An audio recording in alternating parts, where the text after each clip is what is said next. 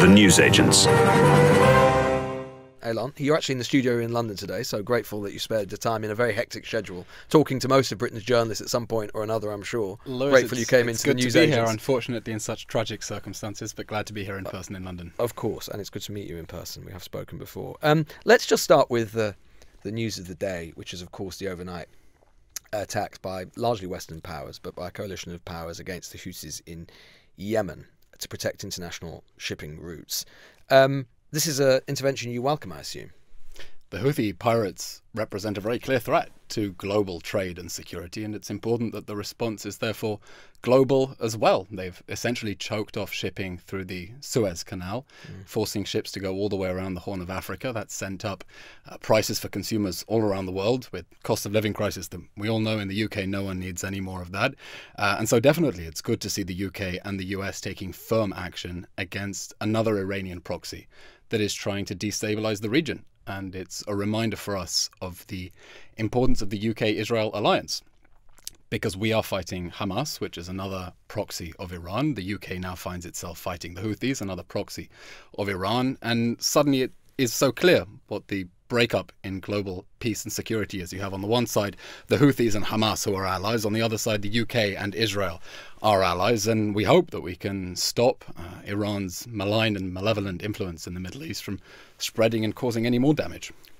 They would say, the Houthis, that there is a very much clearer way of stopping this, which is there needs to be a ceasefire in Gaza. And if there's a ceasefire, then the attacks on shipping lanes stop. Well, let's see what the Houthis say. The Houthis' slogan is Allahu Akbar, death to America, death to Israel, cursed be the Jews, victory to Islam. But you would accept that there is a link between what's happening in Israel, Gaza, and what has happened in the Red Sea, that there is a link. Oh, absolutely, because Hamas and the Houthis are both proxies of the same Iranian regime that has been trying to destabilize the very welcome process of normalization that we've seen in recent years with the peace accords with UAE, Bahrain, Morocco, with Saudi Arabia seemingly only around the corner. Iran is trying to scupper that by targeting Western targets in the region. Well, of course, Eylon, some people would argue that Israel is doing a pretty good job by itself of scuppering that in the way that it's chosen to respond to the terrible atrocities which took place on October the 7th. And of course, in terms, if we're thinking about the Court of International Opinion, which to some extent we are seeing play out in The Hague yesterday, today, Israel making its defence today to what we saw on Thursday by the charges laid out by South Africa. I just want to read you something that one of the lawyers for South Africa said at the International Court of Justice. They said this: it's becoming ever clearer that huge swathes of Gaza, entire towns, villages, refugee camps are being wiped from the map. Many of them have literally been blown to pieces. On current rates, which show no sign of abating, each day, 3 medics, 2 teachers, more than 1 UN employee, more than 1 journalist will be killed, many while at work, and what appears to be targeted attacks on their family homes or when they're sheltering. The risk of famine will increase each day. Particularly on that first bit there, it's becoming ever clearer that huge swathes of Gaza are being wiped from the map. What part of that is wrong? You know, it's very sad, the levels of loss of civilian life and destruction that we are seeing, and there is a reason for that. It's not because Israel woke up one bright morning and decided to bomb Gaza. It's because on October 7th, Hamas declared war against Israel.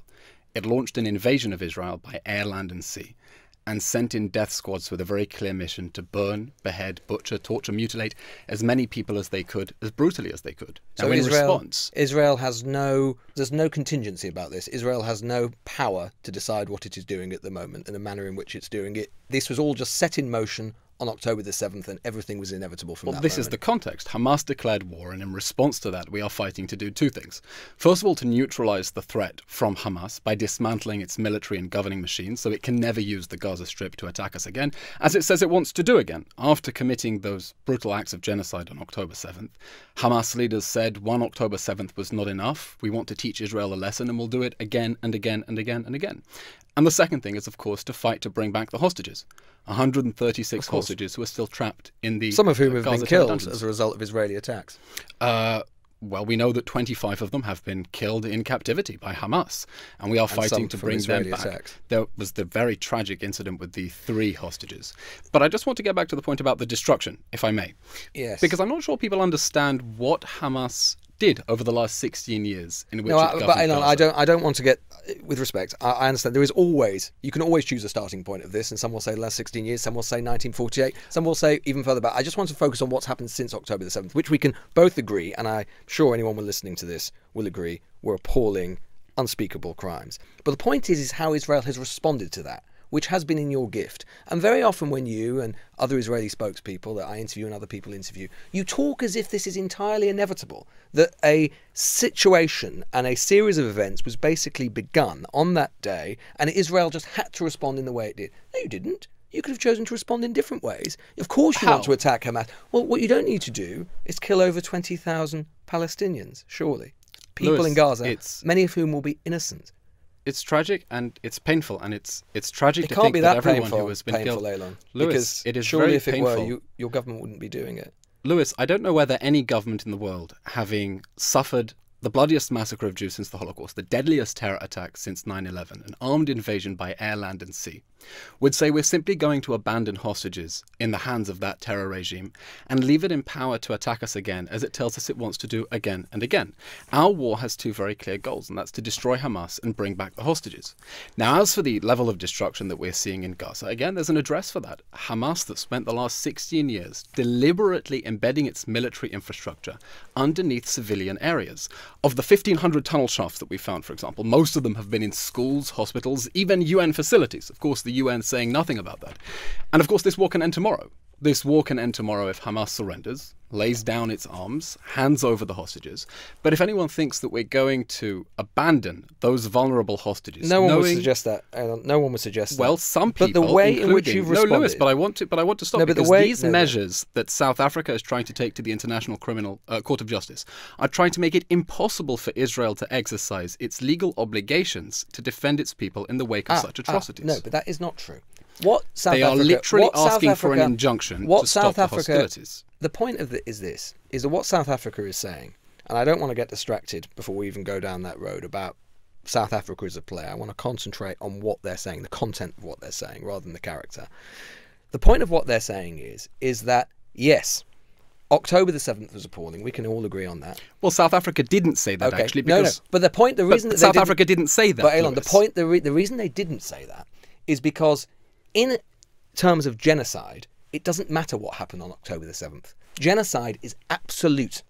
So if it is the case that your state is committing genocide in Palestine, it doesn't matter what happened on October the 7th. It is no justification. So that is the point of what South Africa is saying. And that is why, actually, as appalling as it was, what happened on October the 7th is not germane to what is happening in terms of genocide, in terms of what is happening in Gaza now, and Lewis, what your state is doing. Absolutely critical for understanding the context of the defensive There's no context to genocide, and I'm not saying that you are committing genocide, because it's not for me to say that. But if it were to be the case that your state is committing genocide, context is actually irrelevant. Which we are not. No, because I have to push back on that. In response to the Hamas acts of genocide on October 7th, Israel has been launching a campaign to destroy the Hamas military machine. By the way, a campaign that right at the beginning, after October 7th, world leaders around the world said was entirely justified, because the only way to stop Hamas... They're not saying that now, repeating, I heard Oliver Dowden, the Deputy Prime Minister, just 2 weeks ago saying we must eradicate Hamas. Lord Cameron, the Foreign Secretary, said just the other day that he's concerned, or has been worried, that international humanitarian law may have been broken by your government. Lord Cameron said a minute earlier that according to the information he has from Foreign Office lawyers, there have been no breaches of international law.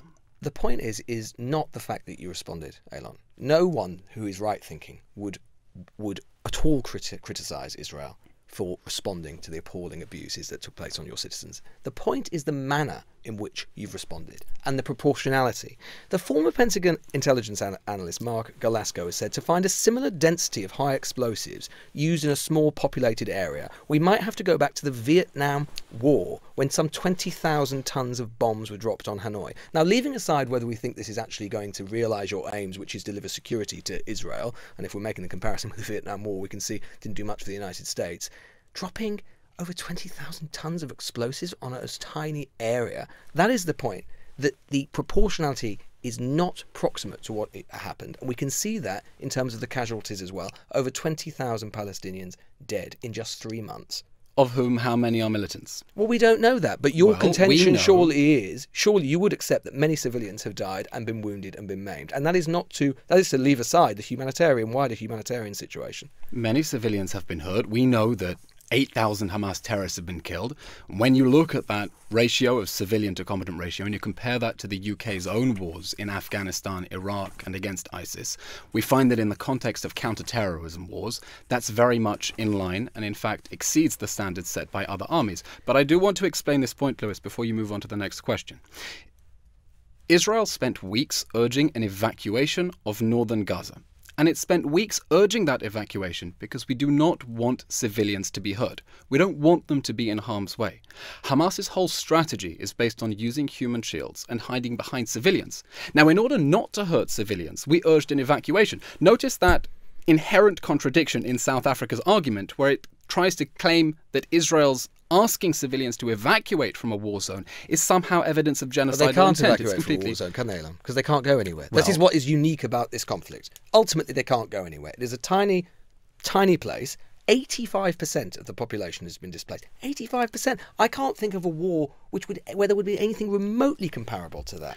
Lewis, Hamas spent 16 years building its Never military mind infrastructure. Hamas. No, I'm just not never mind concentrating- Hamas. No, it is Lewis, important, not never Eylon, mind Hamas. Because this is what you do. You always engage in whataboutery. No, now, Lewis. Hamas are terrible, terrible people. I will be the first to say that. I never, ever, and I don't think anyone right-thinking would defend them.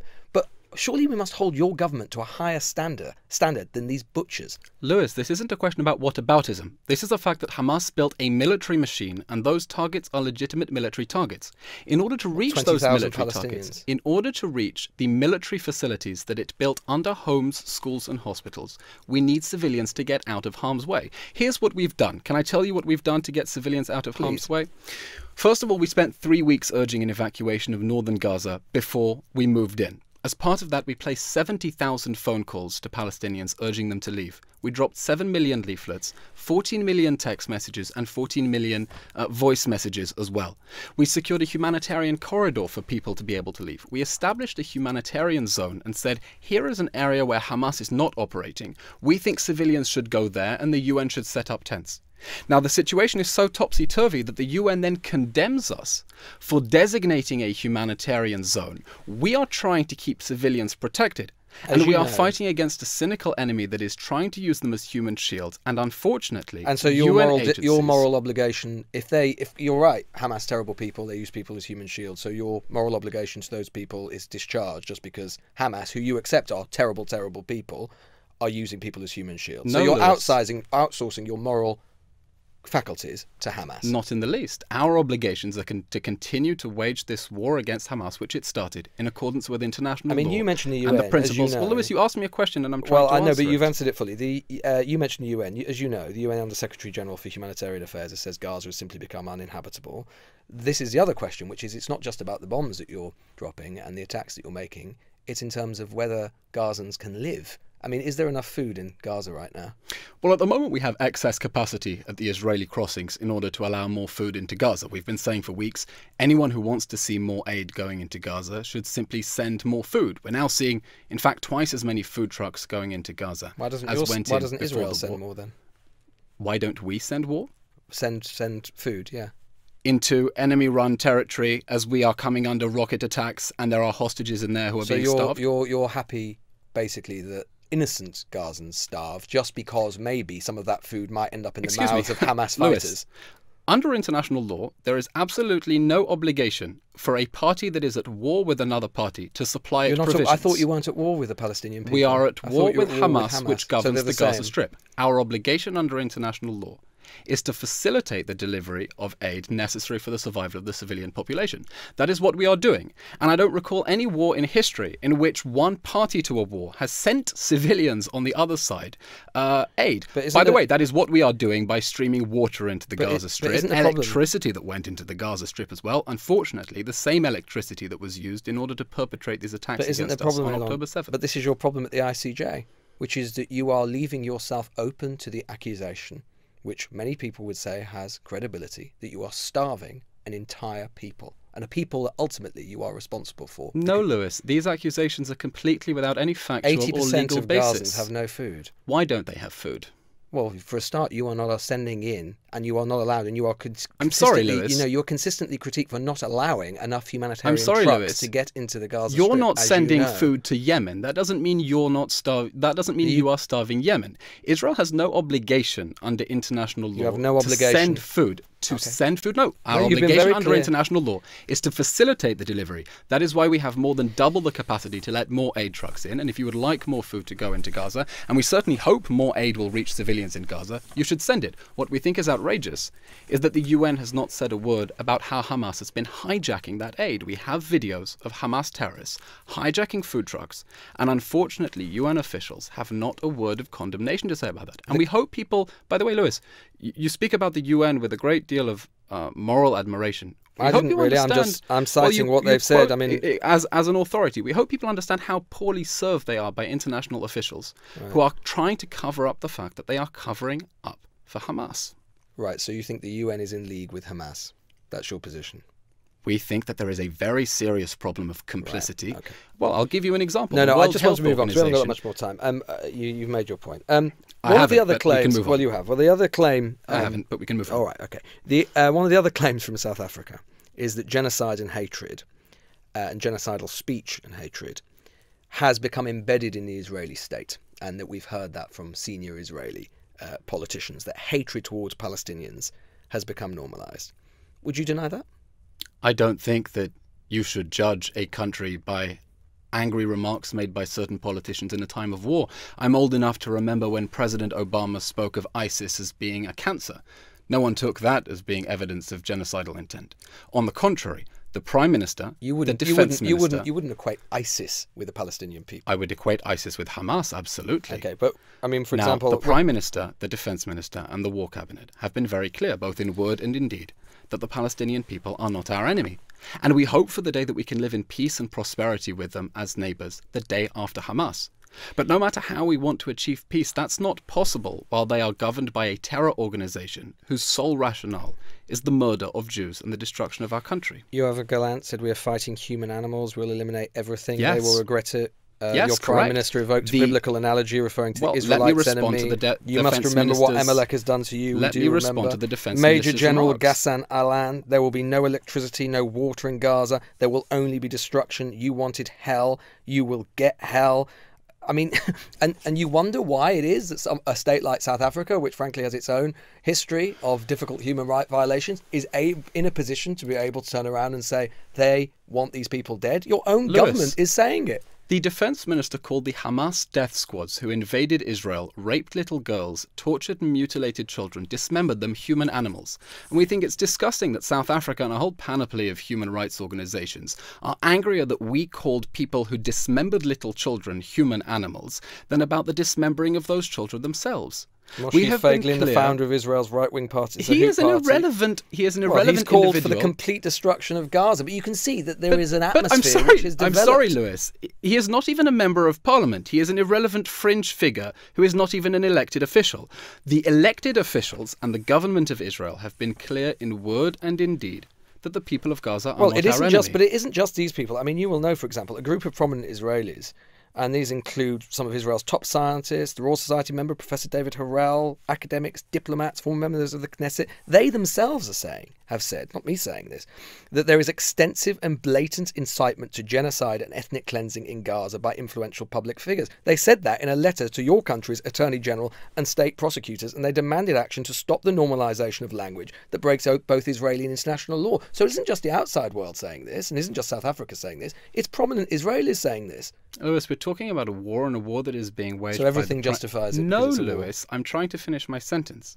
When you look at the statements of the elected officials who are running this war, I'm not talking about fringe individuals, and we have many fringe individuals who will say many strange things, just as Britain there are many fringe individuals who will say strange things. We have made clear the Palestinian people are not our enemy. Hamas is our enemy. The human animals and savages who brutally committed acts of gang rape, paedophilia and necrophilia on October 7th are our enemy. And we are fighting so that they can never hurt us again like they are promising to do, and to bring back the hostages who are being physically, psychologically and sexually tortured in the Hamas terror dungeons. And if anyone thinks that we are going to stop and simply abandon the hostages there instead of waging this war in accordance with international law, they are sorely mistaken. Why are so many journalists being killed in Gaza? Well, one of the journalists who was killed recently happened to be hitching a ride with Hamas terrorists who was operating a drone. And if you have a look at that list of journalists who were killed, have you looked through the list? I have looked at the list. Have yes. you? How many did you that's count? From the Committee to Protect Journalists. Exactly. On that list, how many people did you find who are listed as being Hamas-affiliated media? There were lots of people who work for Gazan media, yes, and some who work for Hamas-affiliated media. At but you will least accept 20. that there have been journalists who've been killed who I do don't not. think that you can be a card-carrying member of Hamas and a journalist as well. I think it would be equally preposterous to speak of ISIS-affiliated journalists being killed during the bombing campaign of Raqqa and Mosul, which, by the way, also left those cities uninhabitable. Whether they're journalists or not, in some ways irrespective. I mean, more journalists have been killed in 3 months of Israel's war on Gaza than according to the Committee to Protect Journalists, more of all of World War II or the Vietnam War. Compare it to the Ukrainian war, which has obviously been going on for longer. 15 journalists were killed in the whole of 2022. Whether they're journalists or not, the fact that so many are dying does speak of the mass slaughter, doesn't it? It speaks of the fact that Hamas is waging war from inside densely populated areas. Lewis, we didn't pick this battlefield. We didn't even pick this war. No, but you're choosing the way Lewis, we that you don't prosecute want the war. this That's war. the point. I get We that. don't but you're want choosing this the way war. that you'll prosecute. It comes back to this Do constantly. you have suggestions for... I mean, I'll pass them on.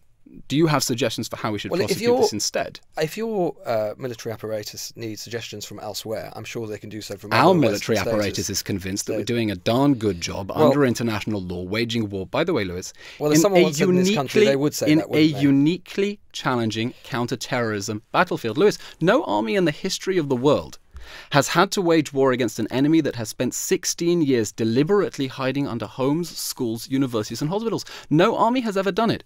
We are having to come up with innovative ways to try to minimize harm to civilians despite facing an enemy that is trying to maximize them, and a chorus of UN officials who are covering that up. Just on the journalist point, what would you say? You will have seen the case, of course, of Mr. Wael al-Dardou, who's his son, a journalist, killed in an Israeli strike. Al Jazeera bureau chief there, his wife Anna, his grandchild, his 15-year-old son, 7-year-old daughter, all killed since October. I mean, again, that speaks to the absolute slaughter that's going on. That's one family. Lewis. You must hear that and be appalled, surely. Lewis, war is awful. And so there we go. That's it. No, Lewis, war is awful and we want this war to end.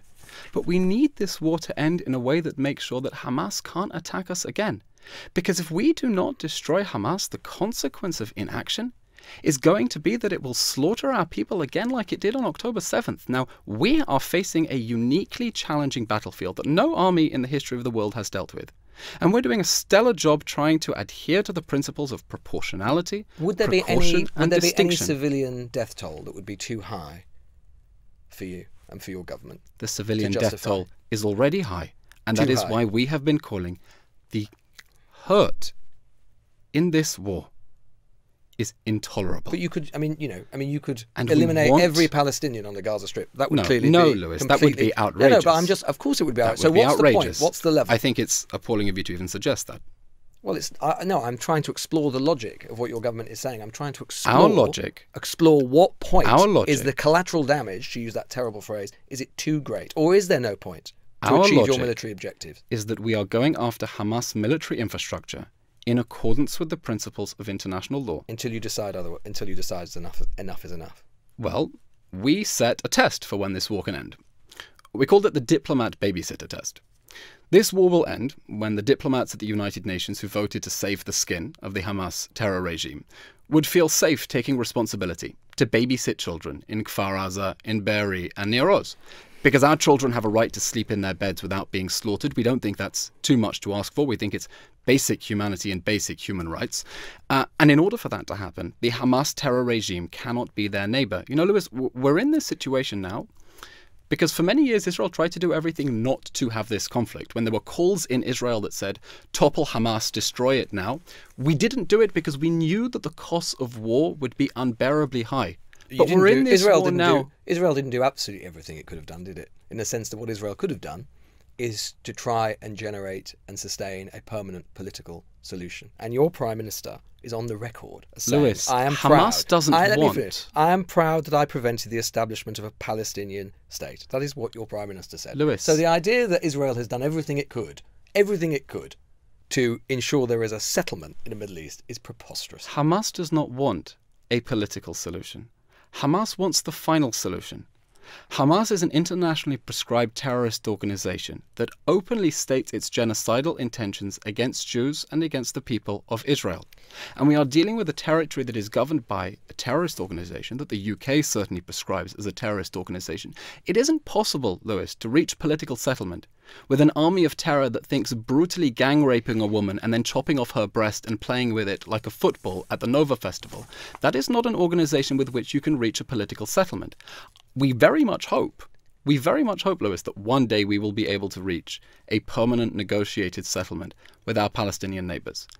In order for that to happen, we're going to have to see the Palestinians accept that the state of Israel is here to exist and is here to stay. And so you would like to see a Palestinian state? Your government, your Prime Minister? The Prime Minister has said we think the Palestinians should have all the rights to govern themselves and none of the powers to threaten us. Now, I'll tell you what, so it's funny, conversations... Israel's always in the position where it gets to set all of the terms in all of this, isn't it? You decide when the war ends, you decide what sort of state they have, you decide when the settlement can happen and when it can't. I mean, do these people not have rights to self-determination in their own terms, Eylon? Lewis, Israel withdrew from the Gaza Strip in 2005. We gave the Palestinians the keys to Gaza and said, we want to see you build an economically and politically prosperous area here. And what we got in response was not only 20 years of rocket fire, but death squads that perpetrated the deadliest massacre of Jews since the Holocaust. One question that many Israelis will be asking, because this isn't a hypothetical seminar, this is literally life and death for us, is that the West Bank is a mountain range that overlooks Tel Aviv and surrounds Jerusalem. Not only would rocket fire from there give you 20 seconds to run for shelter, not 90 seconds, as in the Gaza Strip. The risk now is of the sort of appalling slaughter that we saw on October 7th on a much larger scale. We want there to be peace with the Palestinians.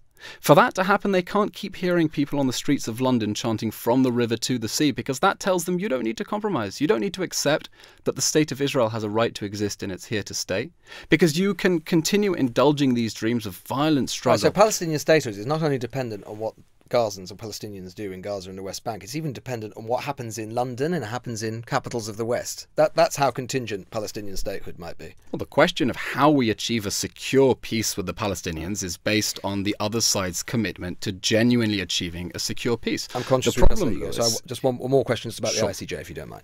If the ICJ were to rule against you, in the preliminary round, the actual eventual conclusions may take many years, but in terms of their preliminary assessment, will you comply with their stipulations? We fully expect the ICJ to throw out this spurious claim. No, but if they don't, will Well, you I'm not going comply? to answer absurd hypotheticals. It's because not absurd hypothetical. No, It's either Lewis, yes or no. It is could an easily absurd happen. hypothetical. Because when you have parents sitting in that courtroom whose children were abducted and being held as hostages, the idea that an international court of justice that is supposed to uphold international law might actually order those parents to stop fighting to bring back their children. So you'll adhere to a court judgment if they rule your way. It's an What absurd kind of hypothetical. kangaroo court would that be? It's an absurd hypothetical. Why It's not- are you even signatories to the convention if you are unwilling to commit to abide by the means by which that convention is policed and enforced? What is the point? Lewis, the State of Israel was one of the first signatories to the Genocide Convention because the crime of genocide And was so I would have defined- thought that the State of Israel would be the first to say that they would want to see that court stipulations are adhered to for the precisely State the of reason Israel you are would referring like to see international law being applied fairly, understanding that to in the the way extent... that Israel wants. No, in a way that understands that on October 7th, we were the victims of an act of genocide, and we are now exercising our inherent right And under Hamas is not a international signatory law. to the convention. That is why they are not in court, because they are not a state, as you often No, fond of instead saying, it has and South because they are Africa not a- acting as its legal arm. Tragically, we think it is What very on earth sad. does that mean? Just Well, engage. South Africa. Have you ever heard of the phrase of playing the actual issue rather than the man? South Africa is playing advocate for the devil. South Africa, which has aligned itself with Russia and China and Iran, the same South Africa that invited Iran, which backs the Houthi rebels, to be part of the BRICS, has decided to throw its lot in with Iran. What do you think and, it says and for Hamas. What do you think and it on says, October 8th, what do you think it Lewis, says will you from ask me a Israel? question? What do you think it says from Israel's moral authority that you're basically saying that you will only obey what a court says if they agree with you? That's not how courts work. The whole of society, as you know, would dissolve into disorder and anarchy. You're basically saying international law does not matter to you. I'm not saying that. You're putting words in my mouth. Well, it's what the I am logical saying, inference of what what I'm you're saying. saying is that as 136 hostages are still trapped and being starved and raped in the Hamas terror dungeons, The thought that the International Court of Justice might order Israel to cease its efforts to bring them back home to safety is something so horrific that I can't even imagine. But that they might scenario. say, for example, that they want you to ensure that there is access to see what's going on at the moment, that there are documents available to them, all of these stipulations that might enforce and help them understand what is happening. Would you not? Your government will at least accept that, surely. Well, the state of Israel at the moment is being part of these proceedings and has presented very clearly evidence of the atrocities that Hamas perpetrated and the extensive efforts that we have made in this uniquely challenging environment to try to keep civilians safe, despite Hamas's efforts to keep them in harm's way. All that evidence was laid out in our legal team's stonking performance at the ICJ, including as part of our legal team, Professor Malcolm Shaw, who literally wrote the textbook on international law and literally wrote the International Committee of the Red Cross's suggested reading on genocide in international law. And you're confident that Israel has obeyed international law, international humanitarian law at all times? Yes.